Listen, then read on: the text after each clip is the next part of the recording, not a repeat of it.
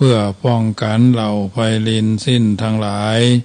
ธรรมคุณทูลวางไว้กลางใจเพื่อช่วยให้หูทั่วถึงชั่วดีสังฆคุณทูลไว้ในชีวิตเพื่อช่วยพิษปลดทุกข์เป็นสุขีโดยบุญอภิวันอัญชลีสวดสดีโดยการนิรันดร์เทิน10 นิ้วกราบแนบใต้ไหวสาปารมีธรรมในครูบาอาจารย์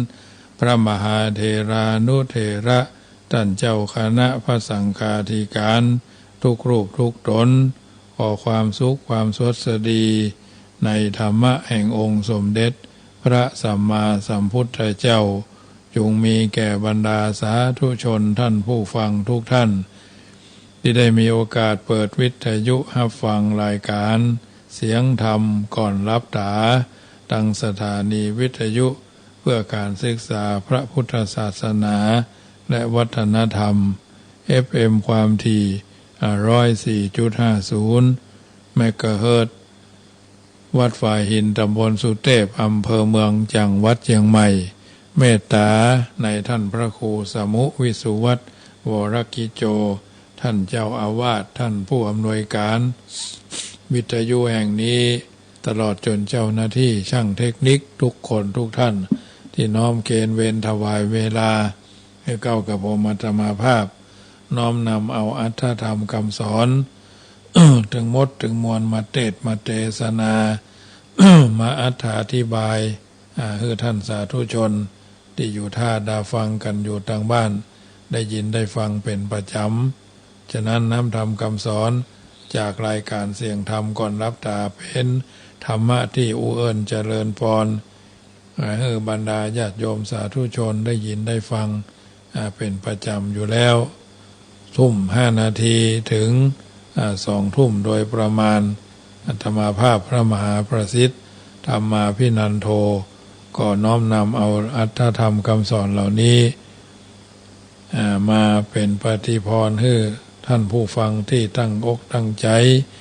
อยู่ท่าดาฟัง อยู่ท่าดาฟังกันอยู่เป็นประจำก็ขออนุโมทนากับบุญกินบุญทานที่ท่านทั้งหลายตั้งอกตั้งใจฟังและก็นำไปเป็นข้อพินิจพิจารณา เดินทางชีวิตเป็นหลักยึดหลักประพฤติไปตามลำดับวันนี้ก็เป็นวันอังคารที่24เนาะ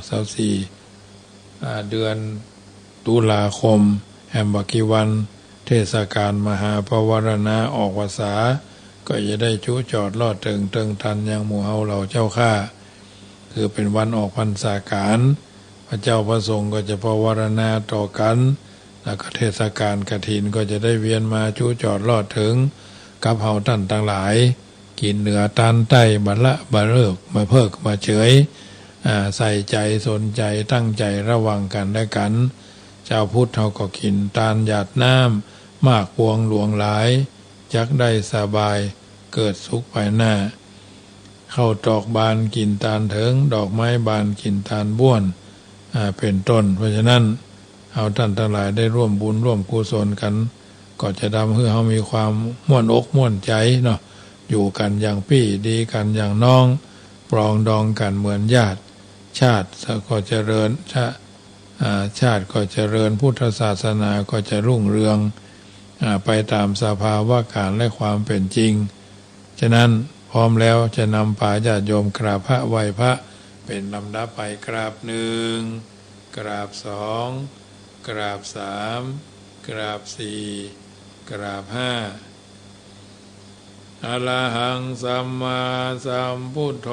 ภควาพุทธังภวันตังอภิวาเดมิกราบสวากขาโตภควตาธัมโมธัมมังนามัสสามิกราบสุปฏิปันโนภควโตสาวกสังโฆสังฆังนะมามิกราบมาตาปิตุขุนังอหังวันตามิ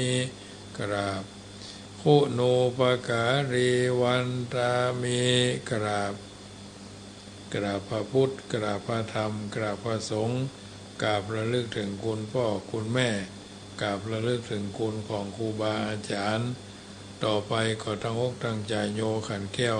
5 โกฏากเว้นลำดับไปเนอโยบุตรอันว่าพระพุทธเจ้าตนใดโลกุตโมตนพระเสริฐอุดมกว่าหมู่สัตวโลกอันมีญาณปัญญาอาทิสุดบ่ได้สันนิสิโนนั่งอยู่แล้วดีนักบ่หวั่นไหวแต่พยามานาวาราโพธิมูเลนั่งเหนือแท่นแก้วแทบไกลก็ไม่มาโพตนพระเสริฐมหาติวิจัยโยผจญแพ้สงครามอย่างใหญ่มารังยังพยามานสาเสนังกับทางเสนารีพลมานากันจริงก็ได้ถึงแล้วสัมโพธิงยังปัญญาสัพพัญโยตยานตรัตโนยายธรรมทั้งมวลอันว่าผู้ฆ่าก็นอบน้อมไว้ด้วยกายวจีมโนยังพระพุทธเจ้าตนนั่นแลโยมากะธรรมโมอันว่ามากะธรรมอันใดอันตังกีโกอันประกอบด้วยองค์8 ประการสัมมาทิฏฐิอาทิโกอันมีสัมมาทิฏฐิเป็นต้นอริยปัฏโธ อันเป็นหนทางนี้ไกลจากบาปอุจุกรรมโกอันเป็นหนทางเส้นซื่อบ่โคตรบ่เลี้ยวโมฆะปะเวสายะเพื่อเข้าสู่นิพพานนั้นพ้นจากทุกข์ในวัฏสงสารจะนานังให้คนทั้งหลายโอติก็มีแลอะยังมกะธรรมโมอันว่า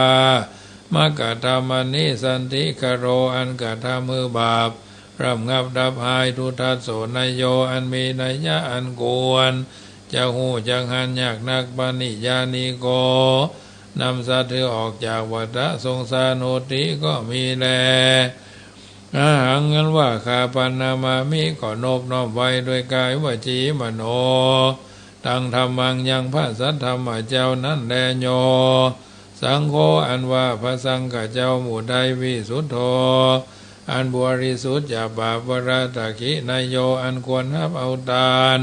อันผาเสดแห่งคนได้เทวดาทั้งหลายสันตินตริโยอันมีอินทรีย์ทั้ง6ระงับดีนักสปะมะละปะหิโนอันมีมะละคือกิเลสละได้เสร็จแล้วอนาสโวอันหาสาวธรรมบ่ได้สมิติปัตโตอันใดถึงแล้วยังความสำลิดทีบรมวรคู่เนหิเนเกหิโดยหมู่คนทั้งหลายอันมากโหติก็มีแลอาหางันว่าคาปันนามามีก็นบน้อมไว้โดยกายวจีมโนตังสังฆังซึ่งพระสังฆเจ้านั้นแลอาหางันว่าคานามามีก็นบน้อมไว้พุทธังยังว่าพุทธเจ้าตานทรัตหูใหญ่อย่าทำทั้งมวลคุณอาสาขลันตังอันมีคุณบันดังน้ำมหาสมุทรอาหางันว่าคานามามีก็นบน้อมไว้ธรรมังยังพระสัทธรรมเจ้ามุนีราชเทสิตังอันพระพุทธเจ้าอักเทศนาอาหางันว่าคานามามีก็นบน้อมไว้สังฆังยังพระสังฆเจ้าว่ามุนีราชสาวกังอันเป็นลูกศิษย์ฟังคำสอนแห่งพระพุทธเจ้าอาหางันว่าคานามามิก็นบน้อมไว้ยังกรรมฐานาดายกาจะดิยังครูบาอาจารย์เจ้าอันเป็นกรรมฐานาทายกานิพพานามากุเตสกังอันสำแดงกองแห่งนิพพานพุทธปูจาอันว่าขีญาอันใดปูจายังพระพุทธเจ้ามหาเตจามีเตจาอนุภาวะอันมากธรรมะปูจา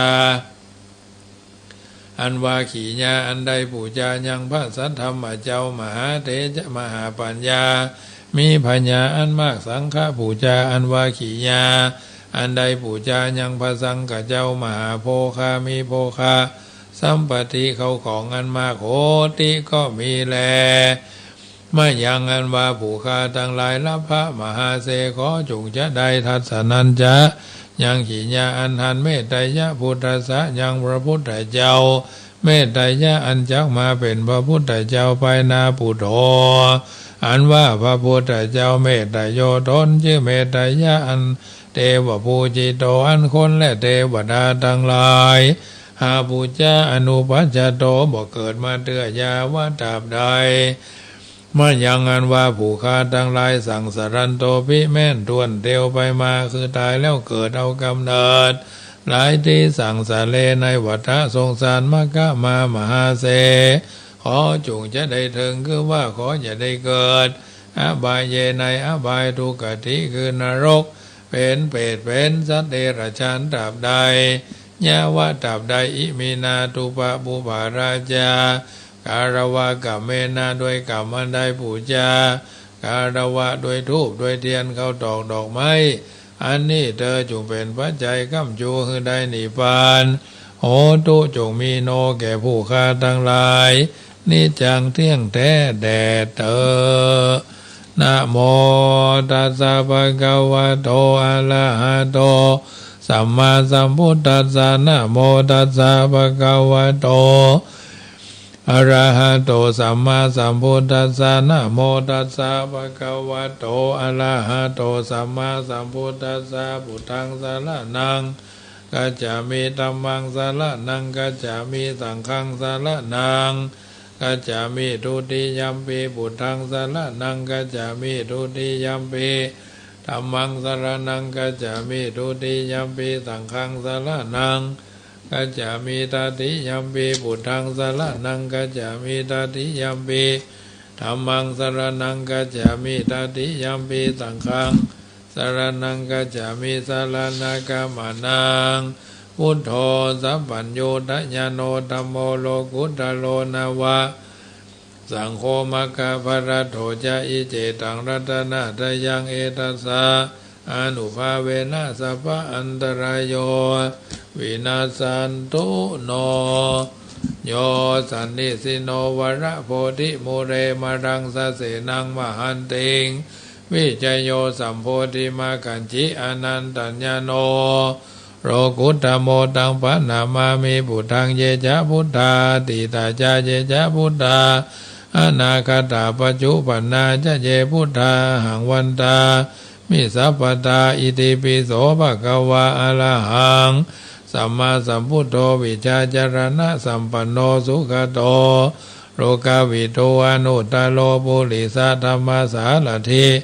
สัทธาเทวมนุสสานังพุทโธภะคะวะเตพุทธังชีวิตังยวะนิพพานังสารนังกัจฉามินัตถิเมสารนังอัญญังพุทโธเมสารนังวรังเอเตนะสัจจวะเจนะโหตุเมจยมังกลังอุตตมังเกนะวันเดหังปะทาปังวรุตตมังบุเทโยอาลิโตโตโสพุทโธคตุตังมามัง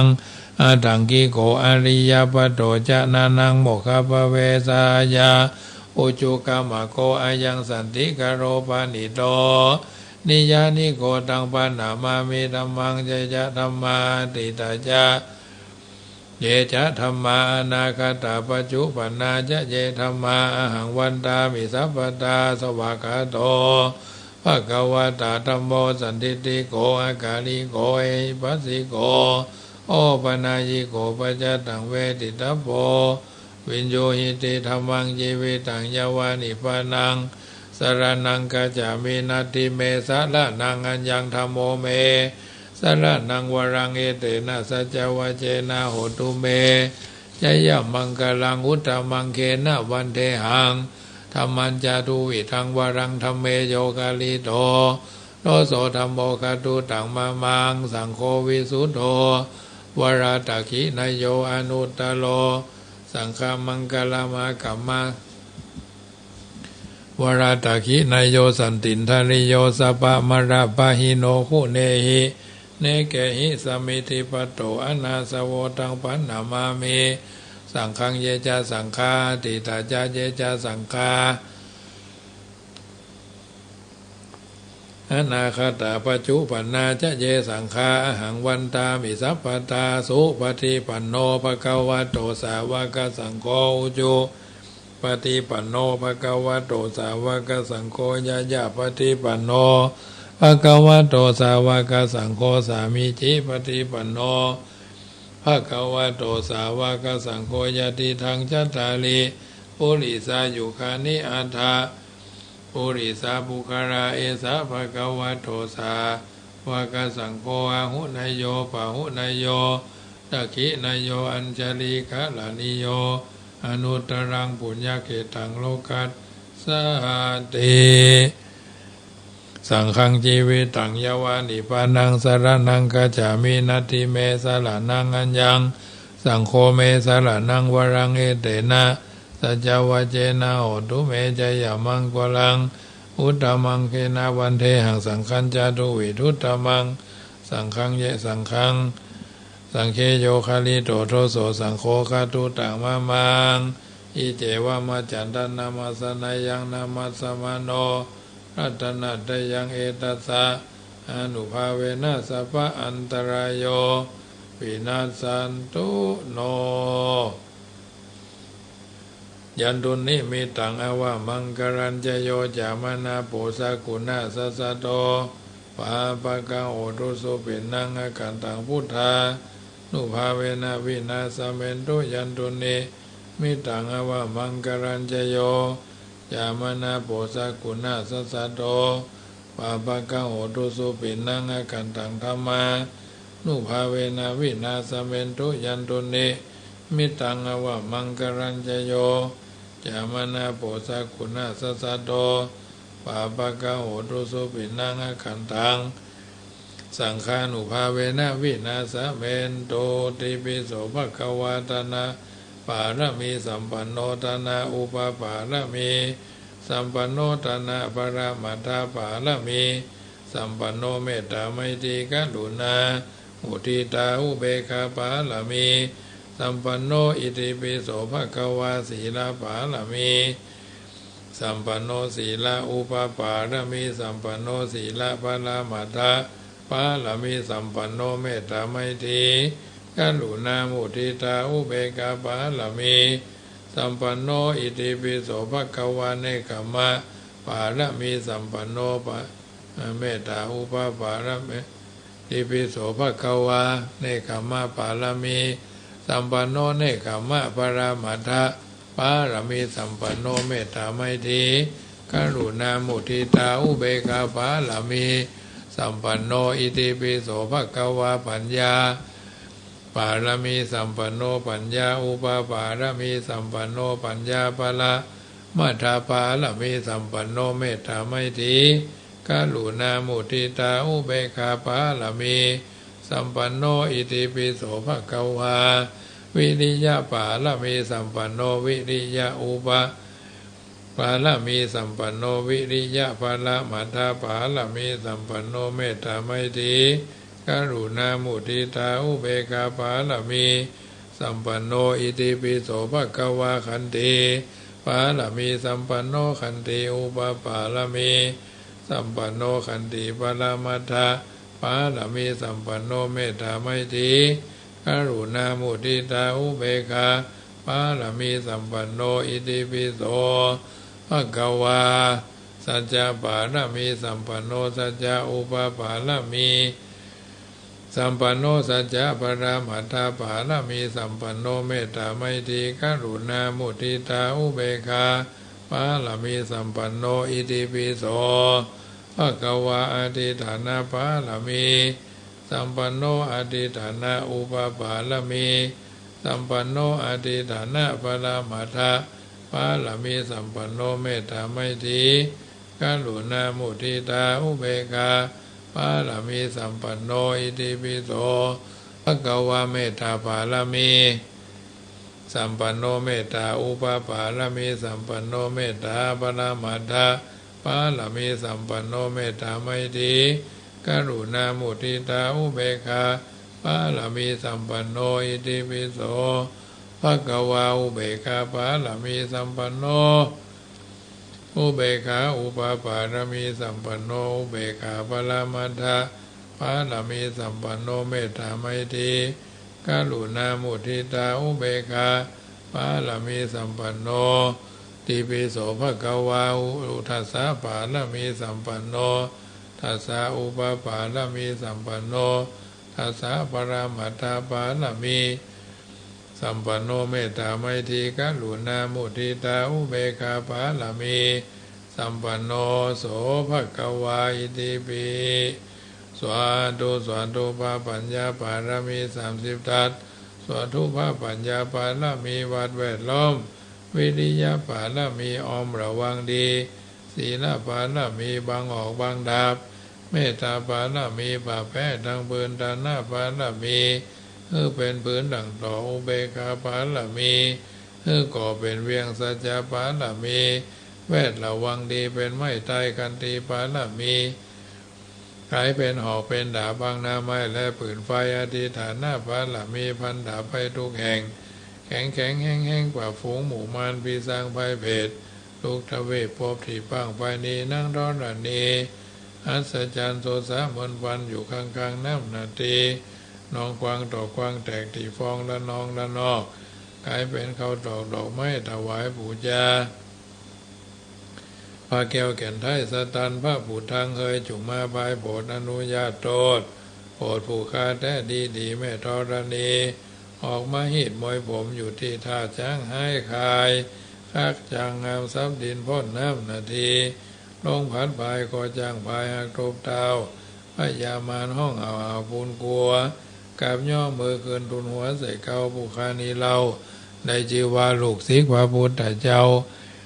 ผู้มีบุญสมปานั้นมากนักพระพุทธเจ้าจึงตั้งพระปัญญาปาละมีไว้เก้าชั้นตั้งไว้ทางหน้าก็ได้เก้าชั้นตั้งไว้ทางหลังก็ได้เก้าชั้นตั้งแต่หัวแปลวตีนก็ได้เก้าชั้นตั้งแต่ตีนแปลวหัวก็ได้เก้าชั้นแสนว่าลูกปืนจักมาเสมอเหมือนฝนแสนหาก็บ่มีมาจะไกลใดข้าพเจ้าเลยใดจีว่า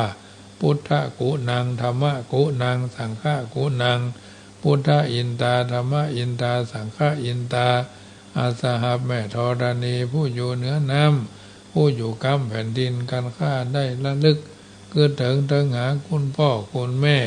คุณครูบาอาจารย์คุณพระแก้วเจ้าทั้งสามประการคือคุณพระพุทธคุณพระธรรมคุณพระสงฆ์คุณแดดคุณฝนคุณน้ำคุณลมคุณไฟคุณกุศลเจ้าก็ดีคุณนางอุตราเจ้าก็ดีคุณพระพเจกเจ้าก็ดี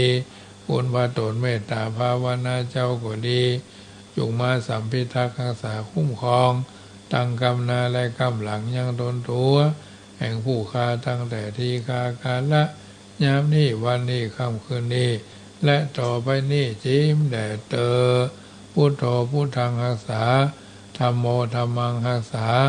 สังโฆสังฆังรักษาพุทโธพุทธังอรหังธัมโมธัมมังอรหังสังโฆสังฆังอรหังพุทโธพุทธังกันหะธัมโมธัมมังกันหะสังโฆสังฆังกันหะอายุวันโนสุขังพะลังเอาละญาติโยมสาธุชนคนดีทุกคนทุกท่านได้ยินได้ฟังกันสังวาสสวดที่ยายพุทธคุณธรรมคุณสังฆคุณเป็นลำดับ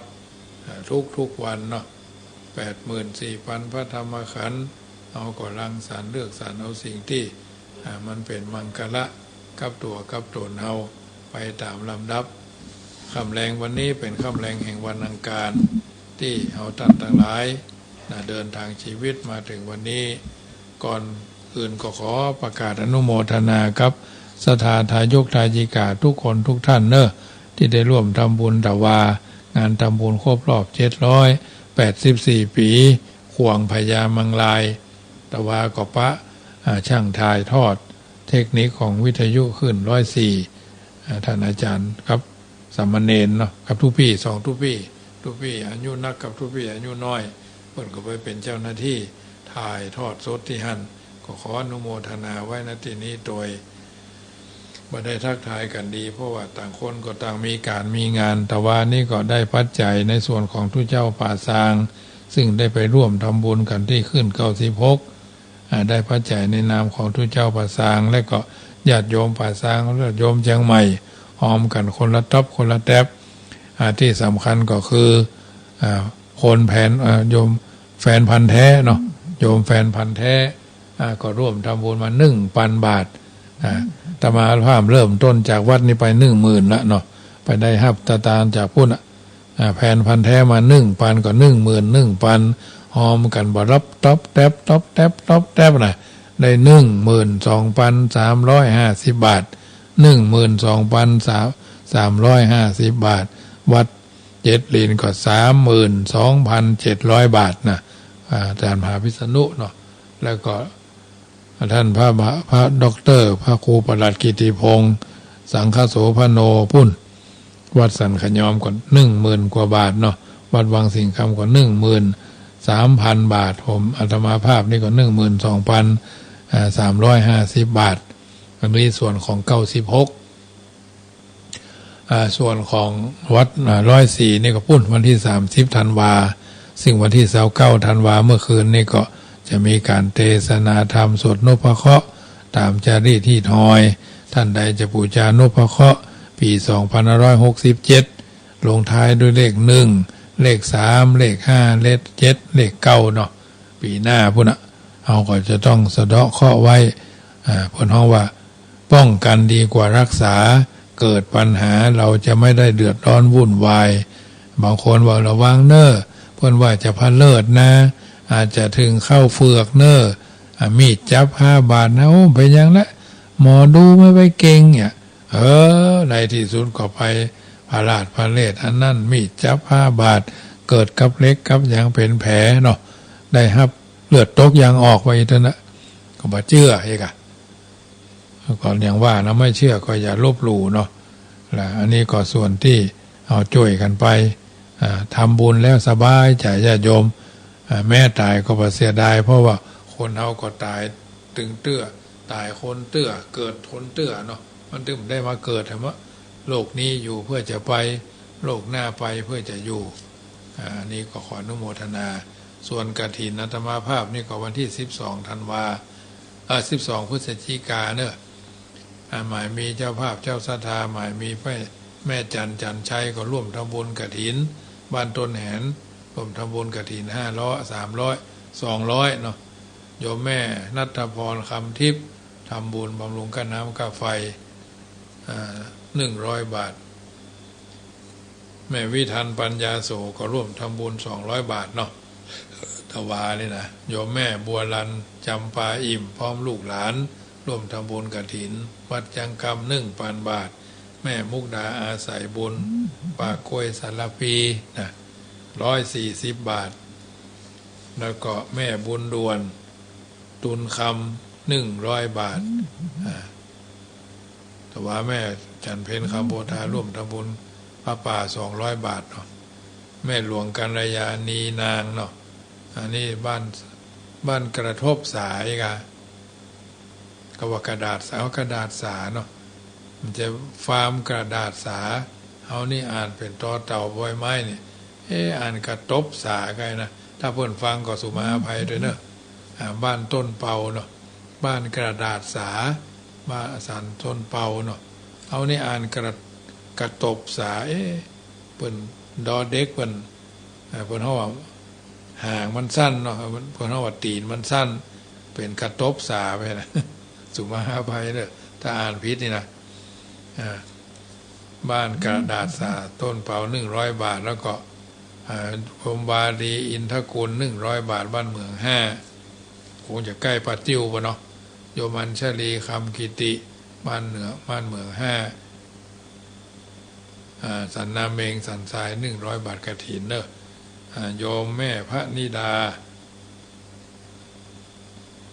พันประเสริฐเนาะจัดสรรศรีเกษตรสันนาเมงสันทราย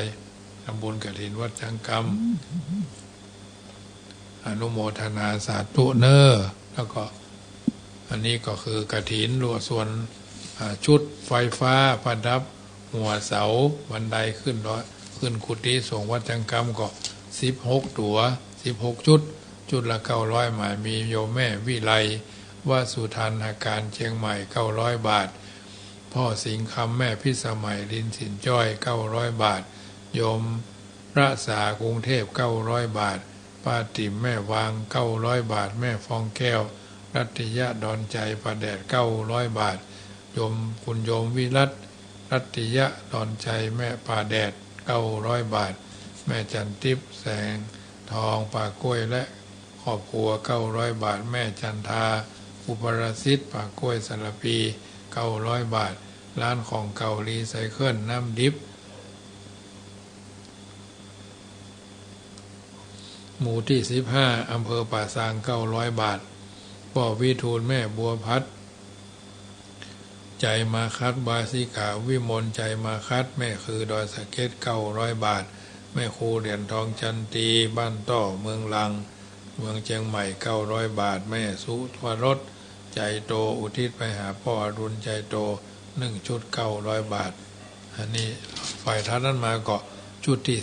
12โยมวันวิภาโป่งฟ้าบ้านบ่อหินตำบลมะกอกอำเภอป่าซางอันนี้ก็1 ชุด900 บาทชุดที่12ยังขาด13 14 15 16ยังขาดแถม4 ชุดชุดละ900เป็นโฮมเป็นไฟประดับโซล่าเซลล์แล้วก็จ้างชูงวงเนาะจำนวน16 ชุดด้านละ8อันนี้ก็จะเอาประดับประดาบันไดขึ้นกุฏิเป็นลำดับลำดาไปมีโอกาสก็ร่วมบุญร่วมกุศลกันได้เนอะญาติโยมท่านผู้ฟังทั้งหลายคำแรงวันนี้คณะสงฆ์ก็สอบนักธรรมชั้นตรีเนาะนวกะวันนี้เป็นวันที่2วันนี้เป็นวันที่2ที่เขาได้ทำพิธีเพราะว่าเปิดสอบธรรมสนามหลวงอำเภอป่าซางนี่ก็จัดสอบที่วัดพระพุทธบาทตาผ้าซึ่งเป็นพระรามหลวงเป็นสำนักสอบเมินนานนักแก่เนาะมีโอกาสก็ไปเลี้ยงน้ำปานะอย่างต่ออย่างได้บ่ายโมงถึง4 โมงโดยประมาณทุกวันนั้นทั่วสังฆมณฑลเพื่อนก็จะมีการเปิดสอบนักธรรมและนวกะภูมิด้วยกันเพราะฉะนั้นญาติโยมสาธุชนมีโอกาสก็ร่วมด้วยช่วยกันเนิ่นเท่าที่เขาจะช่วยกันได้ทางนี้ทางนั้นก็ถือว่าการสั่งสมบุญสั่งสมบารมีก็ทำเมื่อเราท่านทั้งหลายมีความสบายอกสบายใจบุญคือความดีบารมีคือสิ่งที่จะได้ปรากฏคำแรงวันนี้จะอู้เรื่องของยศเนาะยะโสธรายะโสรัฐานมัจฉยะได้ลดแล้วไม่ควรเมาเป็นคำเตือนผู้ที่ได้ยศถาบรรดาศักดิ์ได้หันได้นี่มาเนาะคำโบราณเพิ่นว่าเมาตัวลืมตายเมากายลืมแก่เมาเมียเมาผัวลืมพ่อลืมแม่เมาเหล้าลืมศีลธรรมและขอเพิ่มคำว่าเมายศลืมมดทุกอย่างนะบางคนก็เปลี่ยนไปแต่เมื่อเป็นมั่มได้เป็นหั่นเป็นนี่ห้องกันเพื่อนเดียวเสียวฮักกัน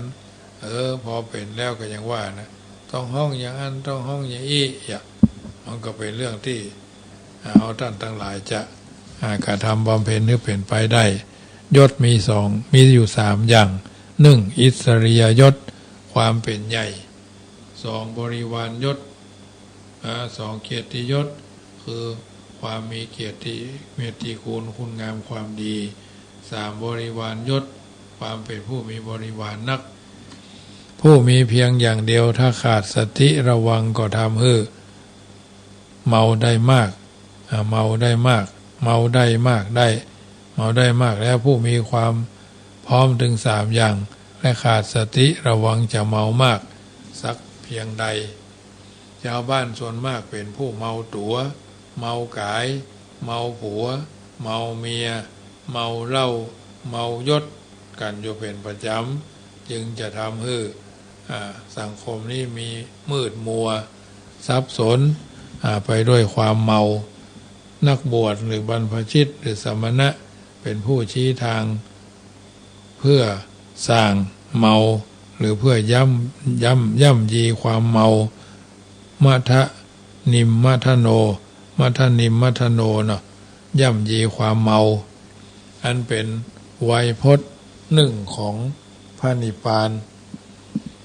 จึงได้รับยกย่องเป็นพิเศษจากประชาชนชาวบ้านได้อภิสิทธิ์มากมายหลายประการแต่ถ้าบรรพชิตหรือสมณะเป็นผู้เมาเสียเองเช่นเมาตัวเมายศซักแล้วไผจะเป็นตัวแบบในความบ่เมาหรือทำความเมาฮือสร้างพุทธเจ้าตรัสกับนางนาคิตะว่าขอยศจงจะได้มาเกี่ยวข้องเราและขอเราจะได้ไปเกี่ยวข้องกับยศ พระองค์หันว่าลาภยศและชื่อเสียงถ้าขาดระมัดระวังอันตรายอย่างยิ่งโดยเฉพาะต่อนักบวชหรือสมณะการได้ยศสูงทำให้ได้โอกาสในการที่จะได้รับเกียรติและบริวารทั้งสามอย่างเป็นฐานอำนาจถ้าเมื่อคนมีอำนาจนักขึ้นจนลืมตัวถ้าขาดระบบควบคุมตรวจสอบที่ดีแล้วจะทำให้มีอำนาจเบ็ดเสร็จทำให้คนเสียที่สุดตามคำของรอดแอคตันนักปราชญ์ชาวอังกฤษว่าอำนาจทำให้คนเสียอำนาจสูงสุดทำให้คนเสียอำนาจสูงสุดทำให้คนเสียมากที่สุดในระบบบริหารจึงต้องมีการคานอำนาจเพื่อบ่ให้ผู้ใดผู้หนึ่งมีอำนาจเกินไปจะต้องมีระบบการตรวจสอบว่าผู้มีอำนาจได้ทรัพย์สินสมบัตินั้นมาอย่างใดโดยชอบธรรมหรือโดยบ่ชอบธรรมผู้มีอำนาจใช้อำนาจอย่างใดโดยอคติมีฉันทาคติเป็นต้นหรือโดยยุติธรรมถ้าใช้อำนาจไปโดยอคติแล้วเขาจะมีแต่ยศศักดิ์และไร้เกียรติมาเป็นเกียรติแก่ตัวเองบริวารใกล้ชิดที่มีอยู่ก็จะเป็นบริวารที่ก้าวร้าวเกเรบ่รู้จักเคารพผู้หลักผู้ใหญ่ทำการเพียงเพื่อเอาใจนายของตัวพร้อมที่จะข่มขี่ผู้อื่นได้เสมอในสภาวะการเช่นนี้คุณธรรมส่วนบุคคลหรือถูกทำลายระบบเสื่อมสลายเหลืออยู่แต่เปลือกนอกหุ้มห่อได้ดูดีสุนทรภู่กล่าวไว้ว่าอันเมาเหล้าเช้าสายก็หายไปแต่เมาใจนั้นประจำทุกค่ำคืนแต่เมาใจนั้นประจำทุกค่ำคืนการเมายศเป็นการเมาทางใจเมื่อถูกย้อมเข้าไปหลายครั้งหลายหนก็เป็นการยากที่จะสำรอกให้ออกได้ถ้าผู้ได้ยศบ่สำเนียกตระหนักให้ดีก็จะติดแน่นอยู่กับยศเมาบ่สร้างอยู่กับยศนั่นเองยังจะมีความปรารถนายศยิ่งขึ้นไปได้ย้อมใจเมายิ่งขึ้นบ่ได้ตระหนักถึงพุทธดำรัสตัดเตือนว่าฉันมันบ่เที่ยงเป็นทุกข์มีความแปรปรวนเป็นธรรมดาเมายศศักดิ์ชื่อเสียงเพียงความฝันที่รูปโฉมโนมพันฉันบุภาทั้งชีวิตคิดหมายเหมือนสายฟ้าอนิจจาใดมีจีรังยั่งยืนผู้ตื่นแล้วย่อมมาหันสิ่งที่ฝันในขณะฝันก็หันเป็นเรื่องจริงจังมีดีใจหรือโศกเศร้าเสียใจตื่นเต้นตกใจเรื่องราวในชีวิตก็ทำนองเดียวกันสำหรับผู้ ผู้รับอยู่ด้วยกิเลสนิทธาย่อมหันเป็นจริงเป็นจังผู้ตื่นแล้วย่อมรู้ว่าเป็นเพียงสิ่งสังสมเหมือนของละอ่อนเล่นของเล่นละอ่อนเนาะต่างเพียงว่าผู้ใหญ่เอามาเล่นเท่านั้นเองดอกไม้สวยเพียงใดก็จบลงด้วยการร่วงโรยสิ้นไปเสื่อมไปสลายไปเน่าเปื่อยไปรูปร่างผิวพรรณของมนุษย์ทั้งปอดใจและแม่หญิงก็เป็นอย่างนั้นย่อมพ่ายแพ้แก่ชราความแก่มรณะความตายในระหว่างมีชีวิตอยู่ก็ต้องผจญภัยนานาประการเหน็ดเหนื่อยหน้าเบื่อหน่ายเพียงไรรุกอย่างซ้ำซากจนว่ามีรถเหมือนชานอ้อย ชีวิตแวบเดียวก็ตายแล้วเหมือนสายฟ้าสว่างแวบเดียวก็หายไป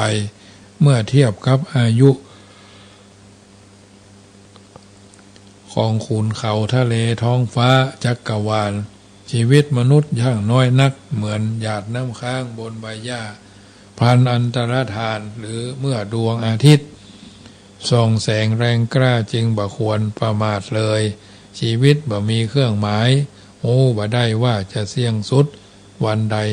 ทั้งมีน้อยทั้งฝืดเคืองทั้งประกอบไปด้วยทุกข์สุภาษิตภาษารีบุตรความเป็นอยู่ความเจ็บป่วยเวลาตายสถานที่ทิ้งร่างกายคติสัมปรายภพอย่างเนี้ยมีเครื่องหมายความเป็นอยู่ความเจ็บป่วยความตายสถานที่ทิ้งทอดทิ้งร่างกายสัมปรายภพอย่างเนี้ยมีเครื่องหมายหู้บ่ได้เนาะอายุของมนุษย์ก็น้อยนักคนดีควรดูหมิ่นคนดีควรดูหมิ่นอายุนั้นคืออย่าคิดว่ามีนักทำตนประดุจคนที่ไฟไหม้หัวขวนขวายรีบดับเสียโดยพลันความตายจักมาถึงนั่นบ่มีบัณฑิตพึงควรพิจารณาอยู่เป็นปกติเรื่อยๆว่าชีวิตเหมือนสายฟ้าดำรงอยู่เพียงเล็กน้อยแล้วเสื่อมไปเสี่ยงไปขณะปริตโนเนาะขณะปริตโนอันชีวิตคิดหมายเหมือนสายฟ้าอนิจจาโดยบัจีรังการมีสิ่งใดเที่ยงเลยความบัเที่ยงเป็นลักษณะของโลกทั้งปวงรวมทั้งเทวโลกโดยสัพพัสสะโลกัสสะสเทวโลกัสสะเอเสวะธัมโมยะที่ทางอนิจจังนะด้วยความด้วยประการดังกล่าวมาตั้งแต่ต้นถึงช่วงนี้ผู้คนผู้มีญาณจักษุบ่ควรมัวเมาในสิ่งใดๆกันจะนำทุกข์มาให้ตนและผู้อื่นหลวงพ่อพุทธทาสได้กล่าวไว้ว่าร้ายอะไรไม่เท่าจะเอาดีเป็นธุลีจับจิตเกิดริษยาจงทำดีอวดเด่นเห็นออกมาตัวกูจะบ้าคลั่งสังเวชใจสร้างนรกเป็นที่อยู่เพราะเหตุนี้ตัวกูดีตัวกูเด่นเห็นหรือไม่กลัวหมดดีจุดชี้ให้เกิดไฟเมาเผาตัวเองต่อไปเศร้าใจปฏิปทาเพื่อให้ได้ราบอย่างยิ่งอย่างหนึ่งที่ปฏิปทาเพื่อถึงนิพพานการดับกิเลสเป็นแถมอย่างหนึ่งเป็นผู้เป็นสาวกของพระสัมมาสัมพุทธเจ้ารู้อย่างนี้แล้วไม่พึงเพลิดเพลินสักการะยศศักดิ์ลาภและความนิยมยกย่องพึงพอกพูนความวิเวก